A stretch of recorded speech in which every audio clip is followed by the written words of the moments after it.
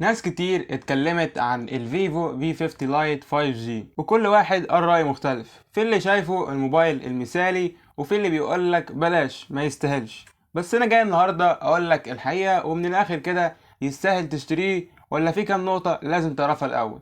تعال اقولك، خلينا نبدأ بالتصميم لكن بشكل مختلف وبعيدا عن الارقام. انت عندك الموبايل هنا جاي بخامات من البلاستيك بالكامل، سواء الفريم او الظهر. شكل الموبايل شيك بتصميم فيفو المميز لموبايلات الفيفو لايت زي الفي 40 لايت، لكن عندك الكاميرا الاولى دي كبرت شويه، فبقى عندك التصميم الجميل اللي انت شايفه دلوقتي ده، مع كمان الاورا لايت. الموبايل هنا جاي بوزن 197 جرام، يعني زي اغلب الموبايلات اللي بتيجي في الفئه دي. موبايل مش خفيف لكن مش هيعمل لك ازمه في ايدك، يعني ماسكه مريحه. انه جاي بسمك 7.8 مللي، سمك محترم جدا وقليل، خصوصا ان في بطاريه هنا 6500 ملي امبير، ودي نقطه هنرجع لها بعد شويه. كمان الحلو في التصميم هنا ان هو مقاوم للصدمات بشهاده من SGS. وطبعا انت شفت اغلب الناس اللي رجعت الموبايل اللي بيرميها من ارتفاع عالي وبيكسر فيه ما بيحصلوش حاجه وكل الكلام ده. الموبايل هيقع منك، مش هيحصل له حاجه، لكن طبعا زي ما انت سمعت بلاش تمسك الموبايل وترميه انت بنفسك او تخبطه. يعني دي اختبارات بتتعمل عشان انت تتفرج عليها، مش عشان تعملها، يعني بس عشان ما تضرش موبايلك.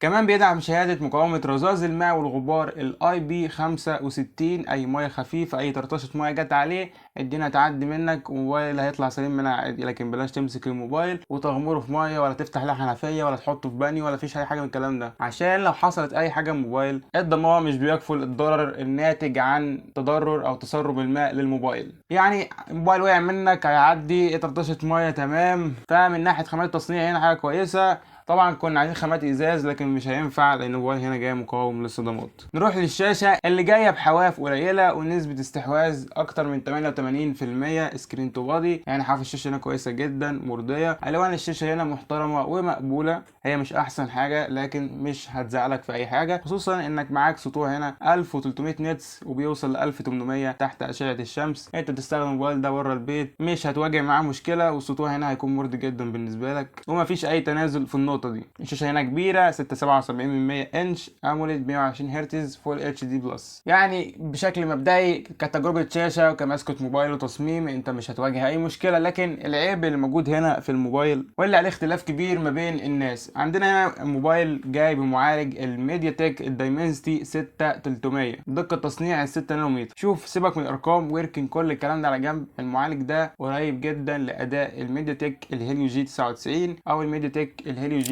100 اللي هو موجود في موبايلات كتير. لكن الفرق ان المعالج هنا 5G، اما الجي 99 والجي 100 دي معالجات 4G. هل المعالج ده وحش؟ قولا واحدا المعالج مش وحش، المعالج محترم تمام، هيأدي معاك جدا ومفيش اي مشكله. امسك موبايلك في ايدك، افتح اي تطبيق، اتنقل بين التطبيقات، العب حتى على خفيف، مش هيحصل مشكله وانت مش هتزعل ولا هتواجه اي مشكله مع الموبايل ده. لكن السؤال هنا، هل ده افضل معالج بالثمن اللي انت هتدفعه في الموبايل ده؟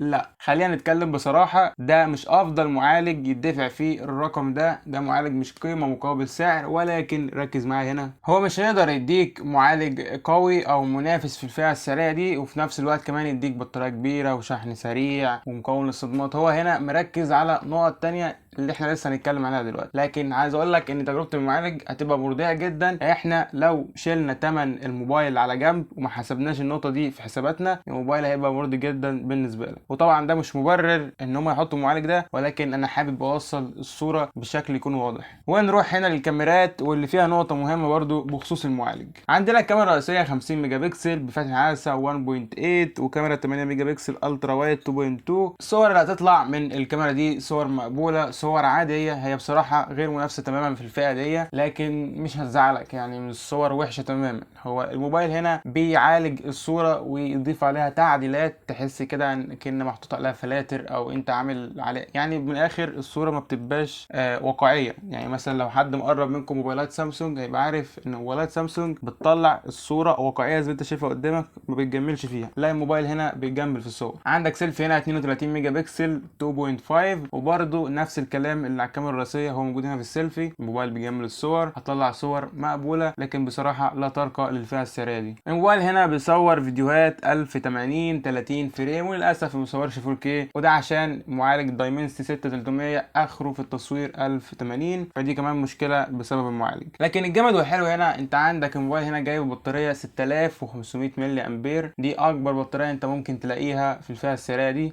في موبايلات من فيفو برضو اقل زي الواي 29 جايب بطاريه كبيره 6500، لكن هنا هتاخد معالج احسن وشاشه احسن وكمان شحن اسرع. عندنا هنا موبايل جاي بشاحن 90 واط بيشحن 50% من الموبايل في حوالي 23 دقيقه، و100% حوالي 52 دقيقه، وده رقم محترم جدا سواء الشحن او البطاريه. وطبعا ال 6500 ملي امبير هنا لو استخدامك بسيط، استخدامك عادي، فالموبايل ممكن عادي جدا يوصل معاك لتاني يوم بدون اي مشكله. ولو استخدامك متوسط فممكن يقعد له حوالي 12 13 ساعه شاشه مفتوحه، وده رقم كويس جدا على البطاريه دي. عندك بصمه تحت الشاشه سريعه، وعندك هنا الشبكات، طبعا شبكات فيفو شبكات محترمه. الموبايل يدعم ال NFC، وجاي بسماعات ستيريو، سماعات صوت عالي كويس جدا. يعني بشكل عام هتاخد تجربه هتبسطك من الموبايل ده. ولو انت ما تعرفش سعره لحد دلوقتي، فالموبايل ده متسعر بحوالي 16000 جنيه للنسخه ال 256 جيجا مع 12 جيجا رام، ودي حاجه حلوه انه 12 جيجا رام هنا. وعلى حسب انت هتسمع وتشوف الفيديو ده امتى، الاسعار دي تتغير 200 300 جنيه اقل او اكتر. وعايز رايي في الموبايل ده مناسب لواحد حابب موبايلات فيفو، حاسس ان موبايل من فيفو هو ده المناسب ليه، ومتمسك انت هنا بالبطاريه الكبيره والشحن السريع والشبكات، دي حاجه مهمه بالنسبه لك. لكن لو عايز تعرف بالسعر ده ايه الخيار الافضل، فعندنا من سامسونج الجالاكسي A36 اللي جاي بمعالج اقوى، وما تقلقش جاي من كوالكوم مش اكزينوس، جاي السناب دراجون 6 جين 3، جاي بكاميرات هي اللي بتدي التجربه المثاليه في الفئه السعريه دي من ناحيه التصوير سواء صور وفيديوهات. دي اقوى كاميرا في الفئه السعريه دي. كمان موبايل بيصور فيديوهات 4K بالكاميرا السيلفي وبالكاميرا الرئيسيه. كمان الجامد هنا ان موبايل جاي بالاي بي 67، يعني موبايل ينزل الميه، عندك ظهر من الازاز، خامات فخمه،